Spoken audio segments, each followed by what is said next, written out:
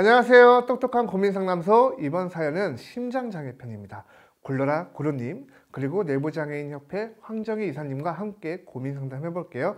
구루님 사연 소개 부탁드릴게요. 네, 어떤 사연인지 소개해드리겠습니다. 안녕하세요. 저는 3년 전 심장 이식 수술을 받은 직장인입니다. 직장에서도 제가 심장이 좋지 않아 수술을 받았다는 사실을 알고 있지만 수술도 받았으니 다 나은 게 아니냐며 회식 때면 술을 권하시네요. 즐거운 회식이 이런 이유 때문에 자꾸 꺼려집니다. 우리 회사 직원들이 심장장애에 대해 제대로 알 수 있게 이야기 좀 해주세요 라고 하셨습니다. 네. 심장장애를 가진 직장인의 고민이었는데요. 사실 조금 빨리 뛰기만 해도 가슴이 두근두근 거리고 큰 소리에 놀라면 막 심장이 쿵 떨어졌다 이런 말을 쓰잖아요. 그만큼 심장은 우리와 가장 가까이 연결된 중요한 기관인데요. 심장장애는 도대체 어떤 장애인가요? 이 심장은 혈액순환의 원동력이 되는 기관으로 수축과 확장을 반복해서 우리 혈액을 신체의 구석구석까지 보내주는 펌프 역할을 합니다. 심장장애란 이 심장 기능에 장애가 있어서 심부전증 또는 협심증 증상으로 일상생활에 현저하게 제한되는 그런 상태를 장애로 정의하고 있어요. 그러면 심장장애 판정 기준이 있나요? 심장장애 판정 시기는 1년 이상의 성실하고 지속적인 치료 후에도 호전의 의미가 보이지 않을 때 장애가 아예 고착되었을 때 장애를 판정하고요. 또 최근 2개월간의 그 환자 상태와 임상 그리고 검사 소견으로 장애 등급을 판정하고 있어요. 아, 그렇구나. 그러면 한 번 장애 판정을 받은 이후에는 이게 영구적으로 지속되는 건가요? 그건 아닙니다. 심장장애는 의료적 여건이나 치료 등의 장애 상태의 변화가 생겨요. 그래서 2년마다 등급 판정을 다시 받고 있습니다. 2년마다 장애 판정을 다시 받아야 돼요? 예, 2년. 그러면 또 병원을 가야 되고 검사를 해야 되고 그 힘든 과정을 2년마다 해야 한다는 소리인가요? 네네네. 그리고 또 2년마다 하는 것도 그때 판정을 할 때 하는 검사가 있어요. 뭐 운동부하 검사나 또 심장 질환의 중증도 검사, 또 심초음파, 그리고 핵의학 검사, 또 흉부 검사, 또 우리 심전도 검사, 그리고 또 심장 수술 및 중재 시술 병력, 그리고 입원 병력, 입원을 얼마나 했냐, 입원 횟수, 또 치료 병력은 어떤가. 이거에 따라서 모든 걸 다 판정을 하기 때문에 쉬운 장애 판정을 받기가 그렇게 쉬운 건 아닙니다. 그거를 2년에 한 번씩 해야 한다는 말씀이신 맞습니다. 거죠? 네. 야, 정말 힘드시겠네요. 그 검사하는 것도. 네네. 그러면 외관상으로 드러나는 증상은 어떤 게 있을까요? 우리가 가장 흔하게 보이는 증상이 숨가쁨이에요. 숨 차는 거. 그래서 우리가 심장질환에 문제가 있는 사람들은 특히 어린아이들 같은 경우는 체육 시간에 뛰지 못한다거나 빨리 걷지 못한다거나 그리고 갑자기 이렇게 얘기하다가 가슴이 조여지는 흉통, 막 가슴이 아프다고. 그리고 이렇게 앉아 있다가 일어나면서 어지러워서 쓰러지고 그런 증상들이 있어요. 예. 일상생활에 그런 증상들이 있으면 힘들 것 같은데 사연해 주신 주인공의 직장 동료분들도 수술 받았으니까 이제 다 나은 거 아니야? 이렇게 오해를 하고 계시다고 하잖아요. 근데 수술을 받은 이후에도 장애가 유지가 되는 거죠? 네, 이 심장 이식 수술 받은 애는 장애가 계속 유지됩니다. 옛날에는 장애 판정을 할 때 1급, 2급 급수가 있었지만 그렇죠. 지금 이제 장애 급수가 없어지고 예. 중증 환자, 경증 장애로 이렇게 나눠져 있기 때문에 이 수술 받기 전에는 아마 중증이었을 거고요. 수술 받고 나서는 경증으로 장애 등급만 변동이 되고 또 신장 이식 같은 경우에도 투석을 할 때 2급이 있지만 또 이식을 받았을 때는 5급으로 바뀌는. 그래서 쉽게 얘기해서 무슨 얘기냐?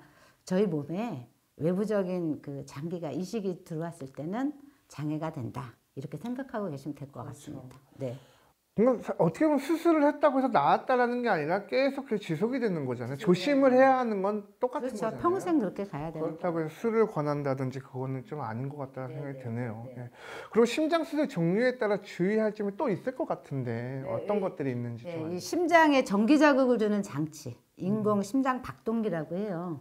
아무래도 전기에 민감하기 때문에 저희가 집에서 우리 그 구름이님이나 신부주님 집에서 네네. TV 많이 보죠. 네, 많이 봅니다. 핸드폰 하루 종일 끼고 살아요. 예, 끼고 살죠. 몇 시간 잠잘 때도 끼고 잠잘 때도 끼고 살아요. 예, 예. 예. 그리고 아내에게 항상 또 뭐 혼납니다. 전자레인지, 예. TV 이런 것들이 이 전자파가 굉장히 노출이 많이 되어 있어서 저희 그 비장애인들한테도 안 좋은데 이렇게 심장 쪽에 전기 박동장치를 달고 있을 경우에는 전자파를 피해주는 게 좋죠. 아, 그렇죠. 이런 경험도 있어요. 이게 하시면 소리가 나나 봐요. 그 안에서 기계 치크치크 소리 같은 게 나나 봐요. 그 소리를 조용한 사무실에 있으면 그게 거슬린다고 이렇게 하는 분들도 계신데요. 그러니까. 그래서 그런 것들을 좀 귀에 거슬린다고 뭐라고 말하기 이전에 우리가 어떻게 보면 안경과 같은 하나의 그 수단인 거잖아요. 내 몸을 그치. 도와주는 수단의 하나 방식이라서 좀 이해하고 넘어가야 할 부분인 것 같아요. 그죠? 네. 또 궁금하신 것도 없으세요? 저는 심장 질환이 또 다른 질환들로 이어질 수도 있을 것 같은데 네, 그런 맞아요. 질환들이 있을까요? 이 이제 혈액 공급이 부족해서 심장에 필요한 산소나 또 영양소가 제대로 공급이 되지 않게 되면 허혈성 심장 질환, 허혈성. 그래서 거기로 나오는 게 협심증, 또 심근경색, 돌연사.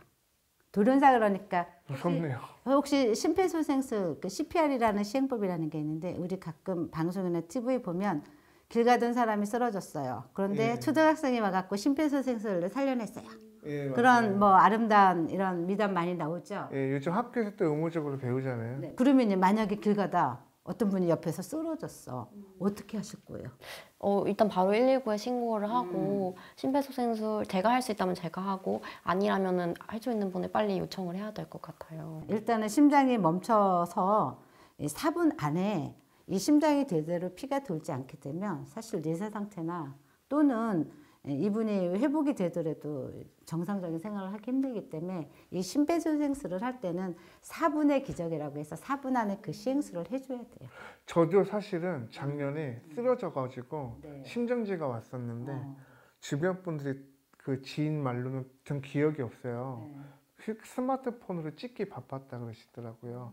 거기서 되게 그 멘탈이 마음이 나갔었다고. 슬펐겠다. 나는 정말 네. 생사를 오가는데 누구는 예, 희귀한 그냥 간경이라고. 희귀한 왜 그런 거예요? 왜 그런 거야? 하면서 찍기만 했대. 그래서 그런 관심보다는 빨리 119에 신고를 해서 우리가 좀 우리 이웃이잖아요. 또 나의 이야기가 될 수도 있는 거고. 사실은 저도 고등학교 때 그런 교육 들었을 때 나와는 먼 이야기인 줄 알았는데 내가 그런 일을 당한 거니까 되게 중요한 부분 설명 잘 해주신 것 같아요. 그러면 또 그 CPR 말고도 심장 장애인과 직장 생활을 할 때 또 어떤 배려들이 필요할까요? 예, 이분들은 어쨌든 심장에 무리가 가지 않게끔 무거운 짐을 들게 하거나 또 호흡곤란을 일으키게 할 수 있는 빠른 작업들 이런 것들을 좀 피해주고 또 스트레스를 주는 환경을 배제시켜줘야 돼요. 스트레스가 사실은 심장을 나빠지게 하는 또 일부의 원인 제공도 되기도 하고요. 또 정기적인 병원 진료를 받아야 되기 때문에 진료를 볼 수 있게 미리 시간을 배려해주면 좋겠습니다. 맞아요. 그 병원 간다고 했을 때 눈치 안 보이게끔 환경. 괜히 눈치 보여서 말 못할 수도 있잖아요. 그런 것 좀 해주셨으면 좋겠다는 생각이. 왜냐면 저도 병원을 자주 가야 되는데 좀 눈치 보여서 말 못할 때도 많았거든요. 그러니까 장애는 질병 아니니까 직장 다니면서 나 이때 병원 간다. 미리미리 통보해서 정정당당하게 갈 수 있게 하세요. 눈치 보지 마시고. 예, 당당하게 말하겠습니다. 예. 예, 장애에 따라 또 피해야 하는 음식들이 있을 것 같아요. 그래서 사연의 주인공처럼 회식 때 술을 권하는 그런 곤란한 상황이 있을 것 같은데 심장장애는 피해야 할 음식들이 뭐가 또 있을까요? 네, 일단 심장을 나쁘게 만드는 요인 중에 기름진 고기, 또 과식, 또 짜고 매운 걸 자주 먹게 되면 사실은 잘 붓고 갈증이 나고 그러다 보면 심장의 두근거림이 잦아지기 때문에 이런 음식들은 피해야 돼요. 또 반대로 권장하는 음식도 있을까요? 네, 이 토마토 아시죠? 네. 토마토는 이제 라이코펜이라는 그 강력한 항산화제가 세포 손상을 막아줘요. 또 마늘. 한국의 대표식품 마늘. 마늘은 알레신 성분이 있는데 이게 또 이 콜레스테롤 수치를 낮춰주는데 탁월한 효과를 보고 있습니다. 저 마늘구이 좋아합니다. 네, 저도 마늘 좋아해요. 구름이님도 마늘 저 좋아해요? 마늘 엄청 좋아합니다. 소주 한 잔 탁 할 때는 하면서. 자, 또 연어 있죠, 연어. 연어는 비타민 A가 풍부해서 전 세계적으로 심장 건강과 예방에 좋다고 해서 아. 많이 애용해서 먹고 있습니다. 아, 연어 맛있죠. 네. 사연의 주인공의 고민이었던 음주도 절대 안 되겠죠? 혈압이 높으면 이 심장에 가해지는 압력이 커져요. 그로 인해서 근육이나 판막 등이 손상을 입을 수 있는데 이 술과 담배는 혈압을 높이기 때문에 피해줘야 그렇죠. 돼요. 예, 예. 오늘 심장장애에 대해서 이야기를 나눠봤는데 어떠셨어요?